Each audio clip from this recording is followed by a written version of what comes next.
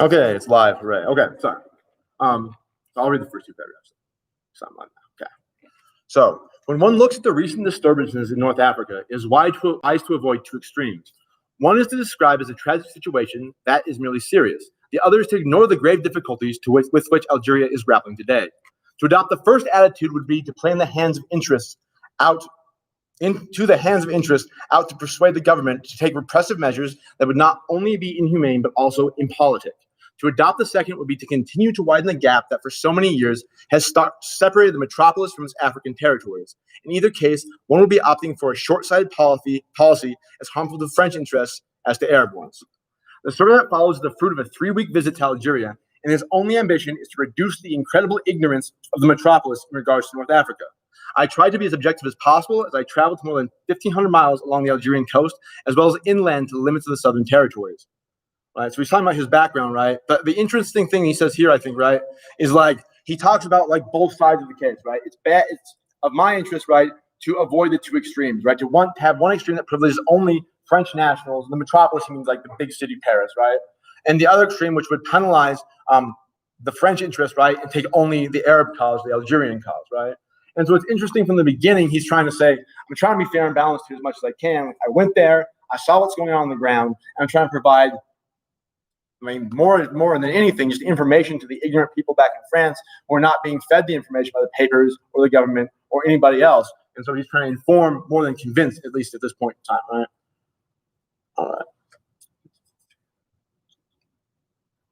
Cool. So I think this part's interesting. So this might be somebody, depending on what their policy is, maybe if it's human trafficking or if it's something to do with police brutality or something, right? This might be, this kind of wording right here might be of interest, right? Before going into detail about the North African crisis, however, it may be useful to dispose of a certain number of prejudices. To begin with, I want to remind the people in France of the fact that Algeria exists. By that, I mean that it exists independent of France and that its problems have their own particular or peculiar texture and scale. Hence, one cannot resolve those problems by following the metropolitan example, right? So if you're trying to like talk about like something that has been like washed away or has been covered up or has been like not in the public eye, like maybe police brutality, maybe like immigration laws, maybe child trafficking, or maybe vote fraud, maybe vote suppression, right? Something that like people want to admit doesn't exist, at least to the level it does, right? This might be a way to put it, right? You want to remind your audience, right, that this freaking problem exists, that like children who have been sex trafficked exist, right? That people who die trying to cross the border exist, that people who are over incarcerated for marijuana crimes exist, right? So it's a kind of wording that might be helpful, right? And then again, to give this kind of nuance, right, that the problem exists independent of whatever constituency you're talking to, right? Exists regardless of like U.S. attempts to advocate for democracy in the Middle East, right? Problems there and horrible treatment of women and sexual violence and genital mutilation and acid pouring, right? Still happens over there in spite of the West's idealism or attempts to intervene and have pluralistic democracy take hold, right? And that these problems exist independent of U.S. involvement there, right? And so they require a different approach. If you're writing like an Iraq policy, right? Like you said, these problems exist and they must be dealt with in a different way than you would deal with problems in the United States, right? For example. So it just kind of gets the focus back on the locality of the problem or locality of the issue, as well as says like, hey, pay attention to it, like even if you're not thinking about it all the time. All right. So one simple fact will suffice to illustrate what I mean. All French school children learn that Algeria, which falls under the jurisdiction of the Ministry of the Interior, consists of 3 departments. Administratively, that's just true. In fact, however, those 3 departments are the size of 40 typical French departments and have a population equivalent to 12. So the metropolitan bureaucracy thinks it's done a great deal when it sends 2,000 tons of grain to Algeria. But that amounts to exactly 1 day's consumption of the country's 8 million inhabitants. The next day, they have to start all over again. So he's saying like just the organization of it, right? Just 8 million inhabitants. The next day, they have to start all over again. So he's saying like just the organization of it, right? That Algeria, because it's a province or colony, right? The departments are like states kind of, or like counties or jurisdictions, right? They're like, okay, in France, our jurisdiction is like 4,000 people in a jurisdiction, our department, right? In Algeria, it's freaking, what did you say, 8 times that? So close to 4 times that, right? So like 4 times the size. So instead of talking about like the city of Odessa, right, you'd be talking about the entire like west half of Texas, right? But the same word is used, so people get confused about how much is actually being done for those people there, right? Like you sent like 2,000 tons of grain to freaking, Odessa, we'd probably be okay for like, a couple of days. You send 2,000 tons of grain to freaking Houston or to Dallas, and for everybody to eat on, it's probably not going to be the same kind of solution, right? So we're just trying to get everybody's mind in the context of the scale that's going on, right? And that when they say, oh, we send 2,000 tons of grain, that's like 1 day's worth of food. So like that's not good enough for like a month or a year's worth of freaking sustenance, right?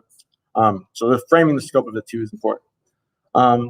So again, this kind of like reminder language that he uses can be used for whatever the the affected group or interested group in the policy you're proposing has, right? So just point out the fact that Arab people also exist. By that, I mean they are not the wretched, faceless mob in which the Westerners see nothing worth of respecting or defending. On the contrary, they're people of impressive traditions whose virtues are eminently clear to anyone willing to approach them without prejudice. Those people are not inferior in regard to the conditions in which they must live. We have as much to learn from them as they from us. Too many French people in Algeria and elsewhere imagine the Arabs a shapeless mass without interests. One more fact will set them straight, right? So again, just like drawing attention to the affected people, but like this isn't just like saying, okay, there's systematic oppression. There's been groups that have been traditionally marginalized, right? Like these are kind of current political catchphrases and terms that mean something like in the abstract, but like what does that actually look like? Like what does a real description of the buzzword like systematic racism, systematic oppression, right, look like? This is a much more, I think, approachable description of that kind of thing, right? Talking about people who have different interests, right, and people who are not looked at the same way. It's much more it's tangible and descriptive. You could read this at any point in time in history, right, and understand what he's trying to say about the Arab people in Algeria, right? If you said like systematic oppression 40 years ago, it wouldn't mean the same thing if it meant anything at all that it does today. If you say it 40 years from now, it's going to mean something different because it's a current it's a current term that has a meaning in the context of political present. So I just like there are other ways to say stuff that has more reach and more staying power, I think, and it doesn't allow for obfuscation, right? Like, okay, let's. So he starts talking about the conditions about the famine, right? This is an interesting part about the background, as well as on the next page he gets into a bunch of statistics, a bunch of numbers he rattles off very quickly. But the way he does it and the way he introduces them, I think, are very helpful in understanding what he's saying. All right. So famine in Algeria. Algeria already shows unambiguous signs of this to the attentive visitor, meaning famine, right? The leading taverns serve drinks in cut-off bottles with the edges filed down. Hotels give you wire coat hangers. Bombed-out stores have fallen beams in their windows rather than glass. In private homes, it is not uncommon for the bulb to be used to light the dining room to be moved to the bedroom after dinner. There is a shortage of manufactured goods, no doubt because Algeria has no industry, but above all, there's an important crisis. We'll be looking at its effects, right? So right here, he's not really said anything about the famine per se, right? But like, look, he paints a picture. Like, instead of saying like people are destitute or have no money or like are struggling to get by, don't have amenities and like niceties we're used to having in Paris, right? He gives a scene, right? Like taverns are serving bottles with the tops cut off, right? Like they're taking the light bulb from the dining room with them to the bedroom because they only have one light bulb, right? Like I think that example is so like real, right? Like what would it mean if we had to like, take the light bulb out of the projector so we could like put on the document cam and that was the only light bulb we had in class, right? Like it's a very real like scenario and a real good image, I think, right? The news that must be shouted from the rooftops is that most Algerians are experiencing a famine. This is the reason for the serious disturbances we've heard about, and this is not what needs fixing. The population of Algeria is 9 million in round numbers. Of these 9 million, 8 million are Arabo-Berbers, compared with 1 million Europeans. Most of the Arab population is scattered throughout the vast countryside in Dars, which French colonial administrations have combined into mixed villages. The basic diet of the Arabs consists of grains, wheat or barley, consumed in the form of couscous or flatbread. For want of grain, millions of Arabs are suffering from hunger. So he's not just describing, okay, there's a grain shortage, right? He's saying, like, here's what people eat, right? Here's how people make the food they eat. If we don't have the grain, we don't have the food to eat, right? So it's a more humanistic and, like, lower level focus than just saying there's a grain shortage or a food shortage or a famine, right? So I think again, I just like the way he's saying, right? Famine is still a dreadful scourge in Algeria, where harvests are as capricious as the rainfall. In normal times, however, the reserves maintained by the French administration made up for the shortfall caused by drought. There are no longer any reserves in Algeria because they were transferred to the metropolis for the benefit of the Germans. The Algerian people were therefore at the mercy of a bad harvest. Right, so we set the stage for what's happening, actually going on right now. So this is kind of like the background, of like, I mean, some harms, obviously, right, and significance of the harms he's talking about, right? But this would be like, you know, the claim or like a narrative part of the claim that would lead into like the data point that he's going to give right here, right, or coming up. So we talked about I think the statistics now, but he talks about like how there was a drought that came really bad in January, right? There's been no rain since January. Like there's land that's cracked, it looks like lava flow. He uses images to describe the whole the terrain instead of just saying it's a drought and it's dry. Here's the statistics then, right? Actually, going back. All right. I beg the reader's indulgence if I cite some figures. Normally, Algeria requires some 18 million quintals of grain. As a general rule, its production is roughly equal to its consumption. For instance, the 1935 and 36 harvest of all grains combined was about 17,371,000 quintals. Last season's total was barely 8,715,000 quintals, however, which is just 40% of normal needs. This year's forecasts are even more pessimistic, with a maximum expectation of roughly 6 million quintals. The drought is not the only reason for this terrifying shortage. The acreage devoted to grain has decreased because there is less seed, and also because fodder is not taxed, so that grain has decreased. So that certain heedless landowners choose to grow it rather than essential grains. Certain temporary technical difficulties also play a part. Deteriorating equipment, a plow blade that used to cost 20 francs is now goes for 500. Fuel rationing, labor shortages due to the military mobilizations. What is more, demand for grain has increased owing to the rationing of other foods. Without help from the outside world, it is clear, therefore, Algeria cannot feed its population from its own soil. Right? So he gives 4 or 5 different statistics, right, from harvest for the past years, right, as well as the consumption of grain in Algeria usually. But he's telling a story, isn't he? Right? Like, here's their past harvest, right, and it's usually this much, and they can usually sustain themselves on this much grain, right? Last year was less. This year it's way less, which would be okay because we usually had reserves, right? France had reserves in case of trouble like this, but it's gone to Germany, and it's gone to help the military fight the war against the Germans, right? And so like the things that are happening right now makes all the safety net we had disappear, right? Not only that, because of the war, they're rationing all the other food. So all that there is the grain that Algeria naturally grows, which has been shorted because of the drought, right? So like here's all these factors that are contributing to the problems, right? But it's done in a story, right? So it's a lot more, I think, approachable than just saying like the 1936 harvest was 50 quintals, and 37 harvest was 40 quintals, and this was 7 quintals, and so like we're screwed, right? Like it makes it more human, I think, right? So now there's after those statistics, right? He's going to give more statistics in even a more narrative form, right? So now he's talking about like, here's the broad spectrum of what I've seen, all the statistics of how much they usually have, how much the shortcoming is, why it's not being made up. Now he's like, here's what I saw on the ground, right? But he phrases it in a way that a reader reading this in a paper or a magazine, right, could kind of like get in the shoes of, I think. To witness the consequences of this famine is enough to break your heart. The administration was obliged to reduce the grain allowance to 7.5 kilograms per person per month. Farm workers receive 18 kilograms from their employees or employers, but they are a minority. That works out to 250 grams per day, which is not much for people whose only staple is grain.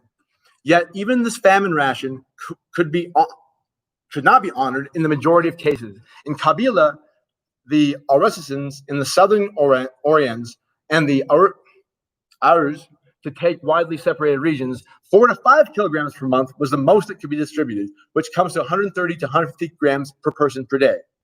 Is it clear what that means? It is clear that in a country where sky and land are invitations to happiness, this means that millions of people are suffering from hunger. On every road, one sees haggard people in rags. Traveling around the country, one sees fields dug up and raked over in bizarre ways, because an entire douar has come to scratch the soil for a bitter but edible root called halruda, which can be made into a porridge that is at least filling, if not nourishing. The reader may be wondering what can be done. To be sure, the problem is a difficult one, but there is not a minute to waste, and no one's interest can be spared. If we want to save these wretched people and stop hungry masses egged on by criminal madmen from resuming the savage massacre at Scythe, in my next article, I will indicate what injustices may be ended and what emergency measures must be taken in the economic sphere. So there's a lot of reading involved, but like right here, right? Either this part I think is useful to use in like a policy paper, right? So like here's all the crap that's going on with like incarcerating nonviolent drug offenders, right? And you can say, is it clear what that means, right? It's clear in a country that has, how many people we have, right? Where like murder rates and crime rates have dropped substantially, right? That and we're like, marijuana has been legalized in like 12 states, right? Isn't it clear that like we are persecuting people needlessly for something that half the country has already legalized, the other half is working on, right? Right. So is it clear that millions of people are suffering from like the effects of being incarcerated and getting out, not getting college student aid at all, not being eligible for that, or not being hireable because of certain job requirements, or losing time with their family or their children or whatever? So you can put in whatever harm or effect you want there, right? But the structure I think is helpful. Like, is it clear what it means? Then like, yeah, in a country like America, this crap shouldn't be going on, right? Yeah. And then this part I think though is probably the best template to take from this part of the book. Like the reader may be wondering what can be done, right? And you say, okay, so that's the whole point of me writing this paper, is tell you what can be done, right? But I'm going to take up some words here and make it a little more narrative and conversational. Like, what can be done? And then, yeah, it's a difficult problem. Like, what do we do about child sex trafficking or immigration or the war in Iraq or freaking whatever, right? It's a difficult problem. But we need to action now, right? And we should care for the interests of everyone, right? We shouldn't care just for the interest of the state or the police who are like, protected from police brutality, or from the police who get a lot of money for putting people in jail for marijuana, or the prison industrial complex, or whatever it is, right? That the interests are. And then I don't think the whole wretched mass of people is probably useful necessarily exactly, but like you want to save these like innocent people, these people who are nonviolent offenders, or whatever you want to describe the group of people the policy's for, right? From the from the faith that the government has reconciled them to, right? And then, I mean, I wouldn't say like in my next article, but maybe like my next paragraph, I'll go on to say what or how the injustices maybe ended, what we can do to actually solve the problem. Economically or criminally or militarily or whatever. Yeah, here, this is, okay. Somebody want to read these two paragraphs? These are both really good paragraphs too for like considering the paper. Can we see that okay? Okay. Should I read that for me?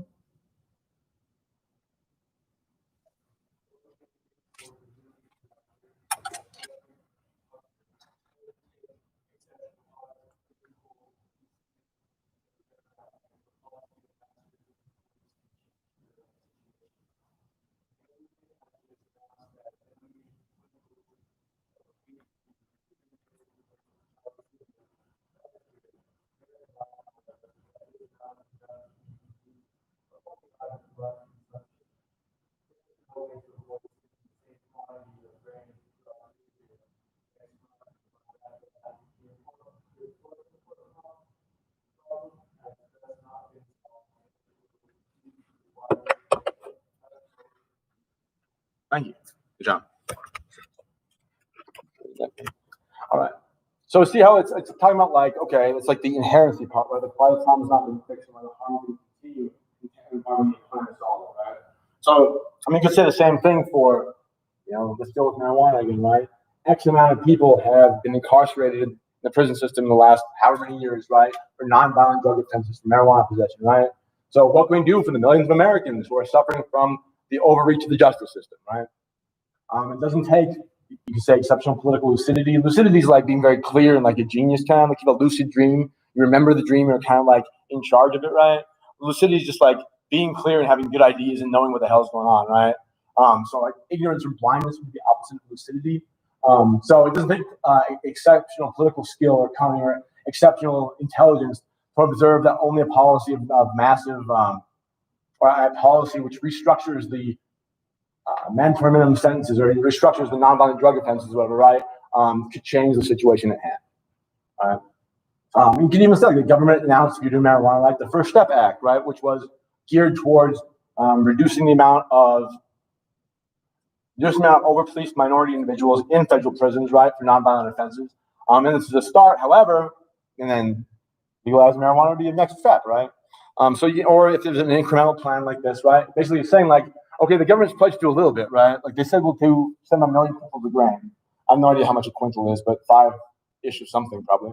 Um, but and that's good, but that's for a month, right? So don't think the problem is solved because the government's done this one thing already, right? Like don't think, for example, if you said you're doing immigration, right? Don't think immigration problem is solved because the administration built some part of a wall, right? It doesn't solve the problem. The problem still exists. There's still issues that are going on, right? Don't think that because the Affordable Care Act got passed, all of a sudden the healthcare problem is solved. Obviously, it's still a problem, right? Don't think that because the election is over that the electoral situation is solved, right? I don't think that whatever has already been done is sufficient, right? Because if it wasn't, or if it was, then I wouldn't be writing this damn paper, right? So it's a good way to phrase it, though, that kind of like leads the audience along in a way that is, pleasing to hear, as opposed to just like, here's what we do. We're going to do this and this and this and this and this, and screw the status quo. It's a little easier to engage with on this level, right? And then again, he always kind of hedges his policy a little bit, right? By saying like, okay, I know this is going to be tough. I know this is going to suck, right? I am by no means unaware of the difficulty of the undertaking to restore the situation population properly and eliminate the black market. Algeria will need to import 12 million quintals. That's about 240 shiploads of 5,000 tons each, right? So he's like, yeah, this is going to be a big, long undertaking, right? Like, I'm aware that, like, in order to revamp the marijuana policy, there's going to be cooperation between federal and local law enforcement, and federal laws are going to have to change. And, like, there's going to be people who are going to be let out of prison who might be recidivists, who might go back to prison for other crimes, right? Because there's culture in prison. Like, there might be some bad stuff that happens, and it's going to be difficult to do this. But if we don't do this, other worse things are going to continue to go on as they are, right? So he gives an honest assessment of the scope of the problem as well as the cost of doing it, right?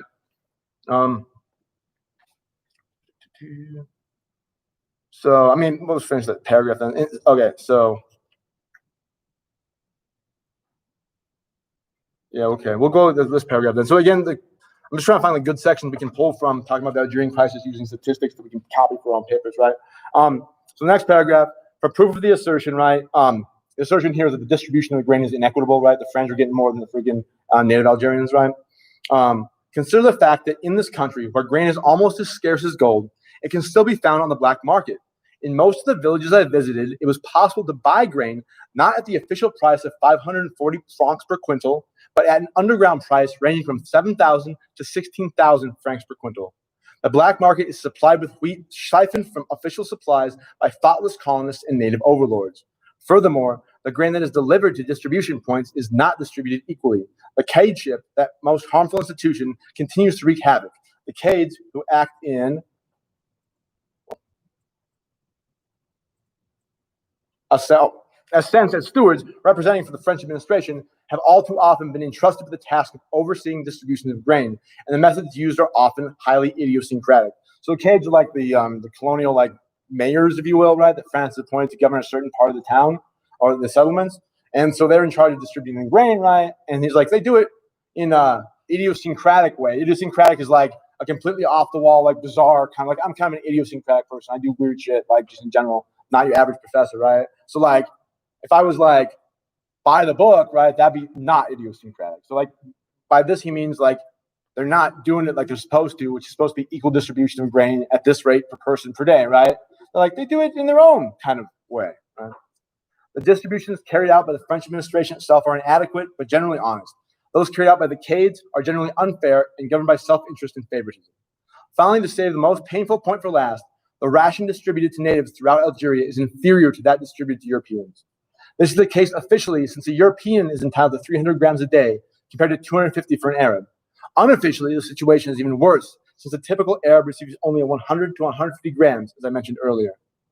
And I mean, so again, like we're talking about the way that public policy, right, does things inequitably, or that the policy that's going on right now affects people negatively, which it must be if we're trying to change it, right? Like these are ways to think about wording out those kind of ideas, right?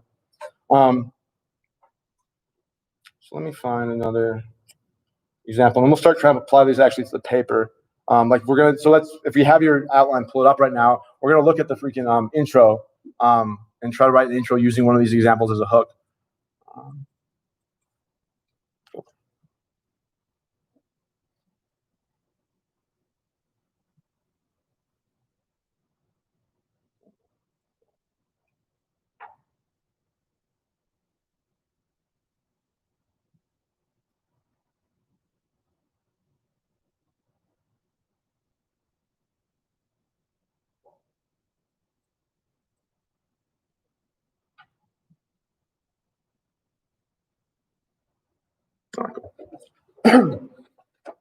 All right, so this is he's talking about the missing, which is a bunch of people who were there was a riot in Saif in Algeria, and they turned violent against the French colonial forces, and the French kind of opened up with machine guns and drug a whole bunch of people off, and so there's some number of thousands of freaking native Algerians who were like disappeared by the French and weren't ever all counted for all the way, right?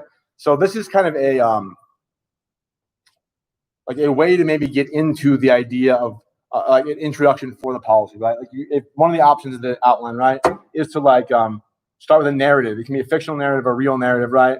A narrative hook, a short story, or a short like exemplary of the matter of the policy, right? So I don't know. We can use somebody's example. Someone will give me the example of what their topic is. We could like work on hypothetically writing one using this model for their topic. Stopping child abuse. Okay. You're a little more specific than so stopping child abuse through like educational like stuff. Yeah. Like parenting classes, right? And like I think it was in like monitoring for victims, like in school. Yeah. Yeah. Cool. So we can work that into. Cool. All right. So going back to our thing. All right.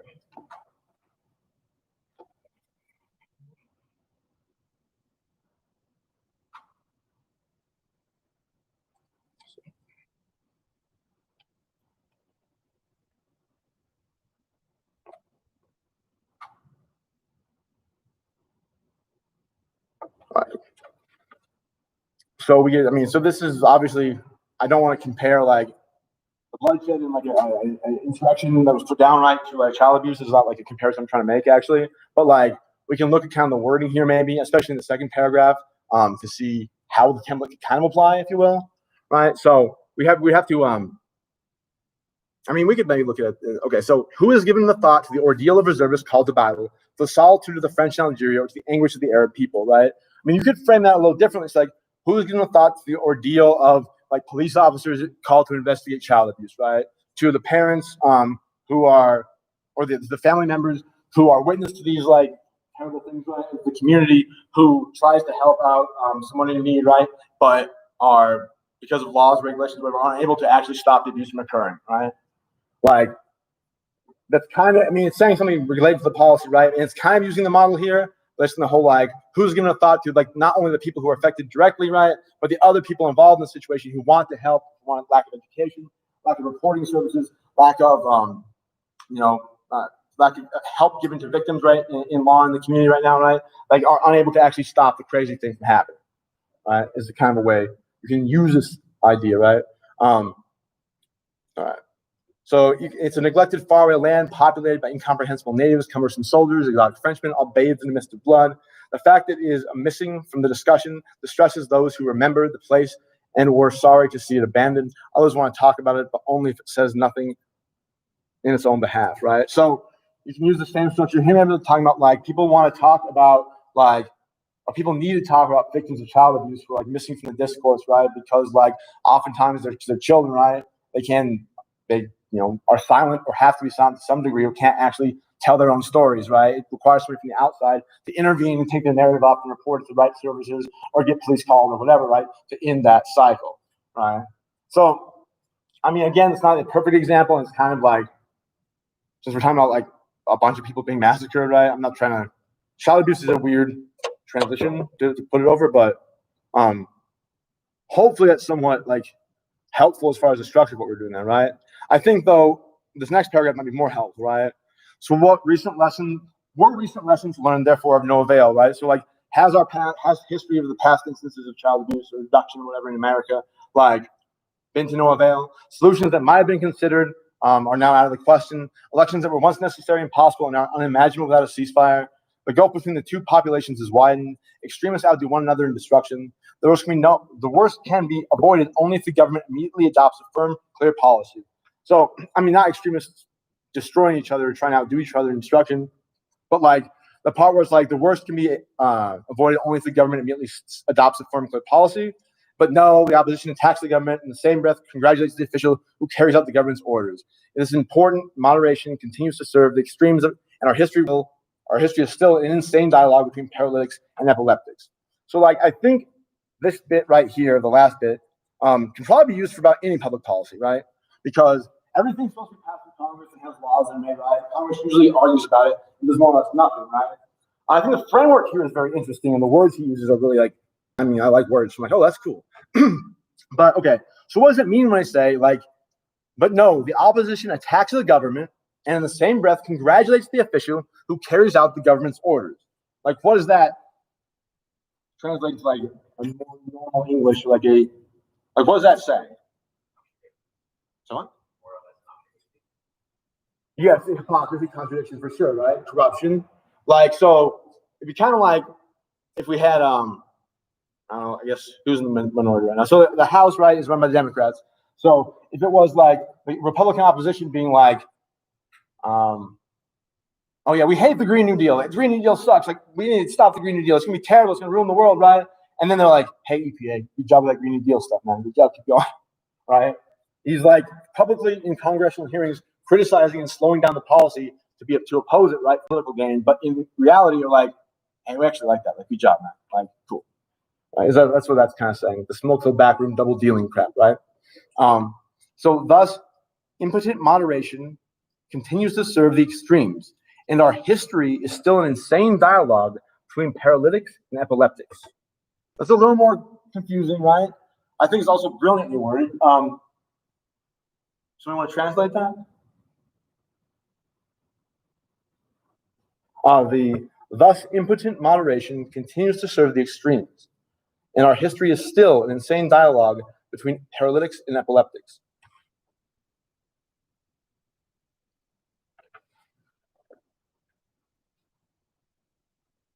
So what's impotent moderation? Sorry. What's moderation?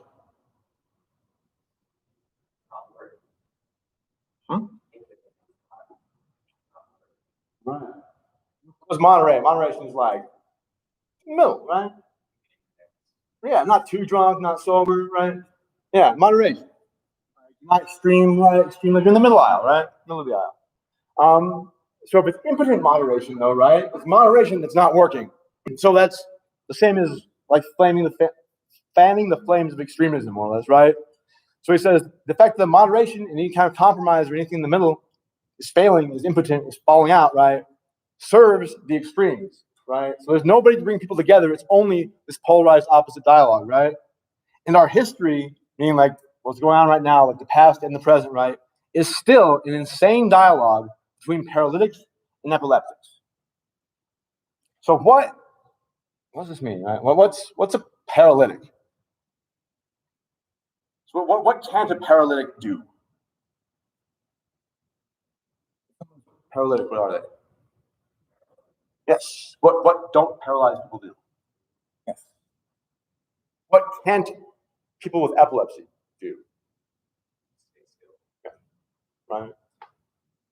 Interesting little medical kind of metaphor there, right? Probably not like politically correct nowadays to say, I don't know. I mean, but like the image is like pretty relevant, right? Like there's paralytic people who can't move, right? Who won't move, and epileptic people who can't stop moving, right? And so the dialogue that is insane is between these two extremes of people who want to do everything, pass all laws, do all policies, do it right now. Don't care. We'll see if it works, if it doesn't, right? And people are like, we just don't really want to pass anything. We should just keep going the way we've been going, right? And like, that sounds dangerous and new, and we don't want to try that, right? And so again, like it's a very good visual image for the extremes, right? Of people who are not wanting to pass anything, change anything, do anything new, progress, etc. And those who are like, well, hell yeah, like just like burn it all down. We'll build again tomorrow. We'll see what happens, right? And so, and that's, I think, a adequate and accurate description of politics kind of throughout all time, more or less. But I think in America today, for the policies we're writing, that's an adequate description as well. Yeah. So if somebody wants to riff on or you know, template that into that paragraph, I think it's this part, from this part down, to look if you're looking for something to, you know, riff on for either the introduction or the conclusion. And this could even be like part of it too, right? One chance remains, however, which would be your policy. One chance remains, policy I'm going to promote, right? The contending forces could meet for a frank final discussion There's the only possible way to overcome the sum of the barriers that separate the French of Algeria from both the Arabs and the people of Mephistophel in France. And the dictionary and the legislative agenda prevent our politicians from agreeing to such a meeting. Let us at least pave the way as far as we possibly can. So this obviously is his policy idea, right? Is like, okay, the Congress is broken up and we're just going to go fight Algeria now. We're going to send the army down there, right? So let's actually say, no, one last chance. Come back together. We have to hear each other out. Otherwise, something terrible is going to happen, right? I doubt that his public policy is like, let's have a meeting, right? Because that wouldn't really be a public policy. But the intro into this, right? One chance remains, however, the contending forces or like the policy to pass a requirement for education to report child abuse and for education for individuals who have been abused to have access to resources and triage victims or whatever the exact policy is, right? Like to be phrased the same way, like one chance remains. We have to do this thing right now and put it outside all the other bickerings about the policy because we need a solution that's going to actually address the problem we see present, right? So it could be helpful now as well.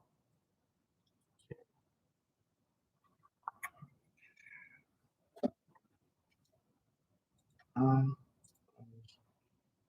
mean, you could use like maybe the last part of this could also be used for the concluding paragraph if people want.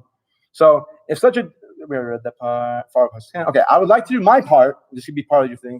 My part in the coming days, despite the difficulty right now of working out a position that is fair to everyone. In the end, though, what does it matter if we cannot find the words or stumble over them?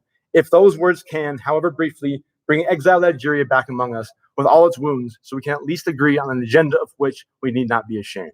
Right.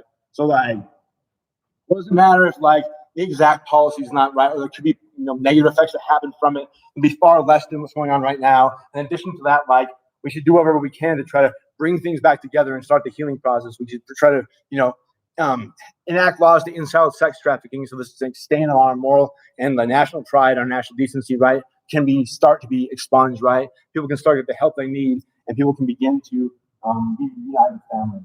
Like this kind of narrative, like nice time as a conclusion, all right? Like,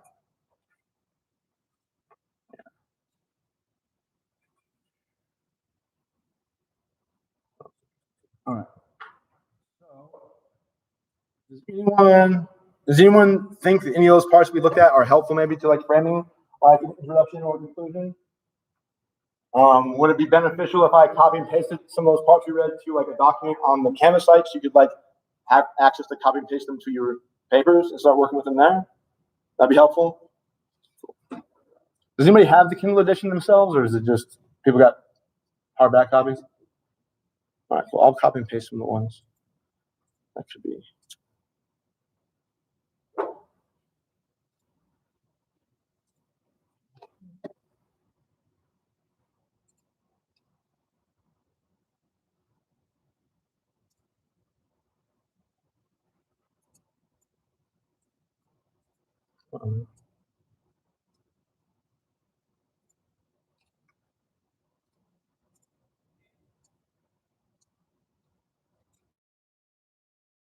I can copy all that. I know I can.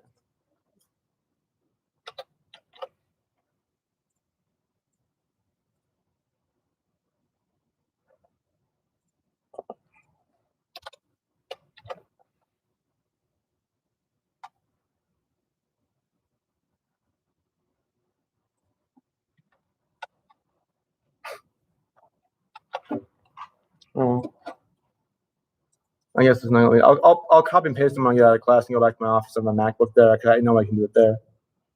It's not right now. All right. So one other thing I wanted to look at real quick is like to look at the way that he transitions between stuff, right? So our transitions in that after the intro and conclusion, right? The transitions are the next most difficult part, or maybe the primary difficult part in making the paper from the outline to the final product, right? So one way that he does it really well, I think, is you kind of have this idea that you have right, a paragraph that says a bunch of stuff, right? Blah, blah, blah, blah, blah, blah, blah, blah, data statistics, claim more, right? And it ends with a sentence that says something like, let's look at the example outline I have up here. So right here, for example, right? One of the problems in the fight against maternal mortality and maternal child health overall is a lack of awareness, education, and support in both developed and developing nations, right? So the last thing that this paragraph says, right, is it says about like the problem is maternal mortality and a lack of awareness and education and support and support in both developed and developing nations, right? And so the next thing that the next paragraph is going to say, right, is to preview the need for this policy, its efficacy in solving these issues we'll consider, right? That's not a very smooth transition, right? So the way I can draw them together is by repeating some of the key words and points of this last sentence of this paragraph into the first sentence of the next one, right? So instead of saying something like this policy and its efficacy in solving these issues, right? Because you could say this policy and its efficacy in solving these issues. That could be about anything, right? It's not specific at all. So there's no actual tie-in in the flow and transition between two paragraphs, right? So if I instead were to say something like developed and developing nations are in need of a need of this policy to support the education, awareness, and access to child healthcare resources, right? And to further this, we will consider colon and then like the lack of reproductive education, like this right here, right? So, but if you restate, what I'm trying to say is if you restate the last half of the sentence in the last paragraph, right, and include some of those buzzwords or terms that are like specific nouns, meaning like instead of saying this policy, efficacy, issues, right, you'd say the policy, which is like promote awareness between of a healthcare and access to health resources, reproductive rights to developed and developing nations, right? If you specifically restate the nouns from the previous paragraph's last sentence, right, it ties it together and keeps the flow going between the paragraphs, right? So another example would be, so right here, okay, if we said, so and even more tragic because it affects the world's most vulnerable populations, right? And then the next paragraph or next point would be pregnancies leading cause of death in girls aged 15 to 19. So you'd say like among the world's most vulnerable populations, or included in the world's most vulnerable populations, or the world's most vulnerable population could be considered girls aged 15 to 19 in the developing world, right? So you just kind of reorder the sentence structure, right, to mirror the end of the paragraph before it, right? And that's the way to transition between data points within your paper's paragraph. So basically, you have a paragraph here, right? The last sentence is material, education, developing. We want to have in the beginning of the next paragraph, the first sentence here, have a different order of these words or concepts, right? But kind of restate them so we know which we're coming on, so we can say the same argument being developed, right? So you could say, like, in the developing world, education is needed to help reduce maternal mortality rates, and then the next data point, right? An example of how Camus does this, and I'll let y'all go. I'm sure y'all are wanting to go finish these outlines and get this thing done. So this, on principle, I would not leave it up to the government to do so, but the fact that the matter is today is in the government's hands, and that makes us anxious. In any case, the round table must not be a part of some new round of useless bargaining intended to maintain in power men who evidently choose to go into politics in order to avoid making policy, which is again kind of funny, right? Like you go into politics to not make policy. Right? This leaves the matter of publicity about which we can do something. I will therefore devote several articles to the simplifications I alluded to above, explaining to each party the talks and the reasoning of its adversaries. Right? So again, he's talking about the men in power, right? The people who are not raising awareness to public policy about, who are not making policy, even though they're in the public eye and even though they're going into politics and are politicians, right? So he's saying, like, here it's about that the actual intent to not make policy is what's being hidden from the people, right? And then goes to the next paragraph and begins, the least matter of publicity, right, which is the opposite of the whole concealing everything and not making policy, right? And he says, okay, I'm going to expose the people who are hiding all their thoughts and what their tactics are, right? And I'm going to expose what people are saying on both sides, so that they'll then be aware. Not only will they be aware, but the public will be aware what policies they're actually promoting, right? So he ties it in this case, by like negating it, right? So I mean, if you wanted to, as an example, or if you're talking about the opposing argument at the end of a paragraph, right? You can then flip it on its head in the next paragraph, right? So like, many individuals argue that access to reproductive health and education for the developing world, right, might go against religious and cultural norms for the individuals there, right? But the cultural norms in these areas cannot be improved by, or like the cultural area, or the International Declaration of Human Rights, right, would support that. Even though cultures are different on this, there are some issues which are not like up for discussion, which would be like the life and well-being of human beings, right? So you can take something that's in connected and transition through converting it, through flipping it in the next paragraph too, right? Because you still know you're talking about the same argument, you just continue on the opposite position. All right, well, I'll let y'all go now. So start freaking going out. So start freaking writing intros and transitions. You have any questions on that at all? Or like, hey, I kind of understood what you're saying, but like, this is way crazy now. Send me what you got. I'll look through it and give you comments and feedback. I'm happy to do that with anybody's paper at any point in time. You have it going along. You're like, hey, is this making sense? Shoot me an email. I'll give you some comments and let you know how it's going, okay? Any questions on anything before we go? All right, for Tuesday, we're going to do some more Algerian Chronicles and some more like workshopping on transitions and just writing style stuff. So if you can, have the outline submitted by Friday or Saturday, like that'd be good. I mean, with the intro and the conclusion on it again. So if you have the outline submitted as is right now, that's great. Good job.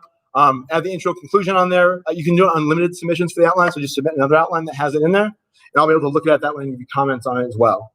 Cool? Any questions? No? If you see anybody who's in the class who's not here, say check out the video for what it's worth. All right. Thank y'all. Have a good weekend. Don't get COVID. Is anybody like here living on campus but like has been asked to leave by the administration?